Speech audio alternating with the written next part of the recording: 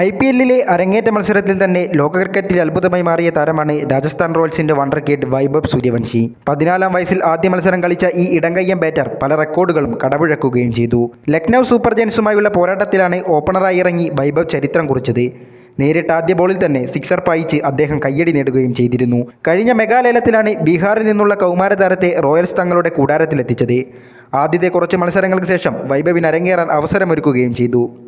എന്നാൽ പാകിസ്ഥാനിലായിരുന്നെങ്കിൽ വൈഭവിനു ടീമിന് പുറത്താക്കിയേനെ എന്ന ഞെട്ടിക്കുന്ന അഭിപ്രായ പ്രകടനം നടത്തിയിരിക്കുകയാണ് മുൻ പാക് താരം ബാസിത് അലി.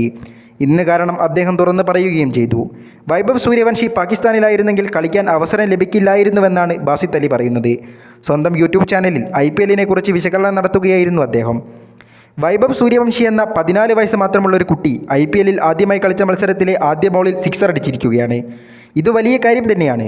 എന്നാൽ ആദ്യ ബോളിൽ സിക്സർ ശ്രമിക്കവേ അവൻ പുറത്തായിരുന്നെങ്കിൽ എന്തായിരിക്കും സംഭവിക്കുകയെന്ന് സങ്കല്പിച്ചു നോക്കൂ. എന്തായിരിക്കും ആളുകൾ പറയുക? പാകിസ്ഥാനിൽ ആയിരുന്നെങ്കിൽ വൈഭവിനെ ടീമിന് പുറത്താക്കുകയെന്നായിരിക്കും ആളുകൾ ആവശ്യപ്പെടുക. പക്ഷേ ഇന്ത്യയിൽ അങ്ങനെയല്ല.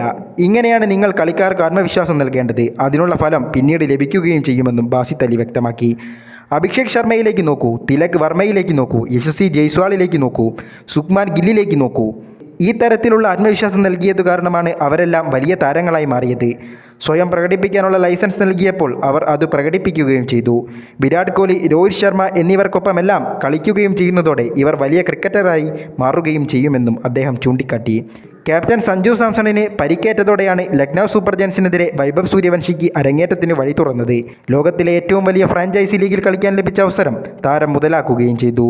സിക്സറുമായി അക്കൗണ്ട് തുറന്ന വൈഭവ് 20 പന്തിൽ 34 റൺസ് അടിച്ചെടുത്താണ് പുറത്തായത്.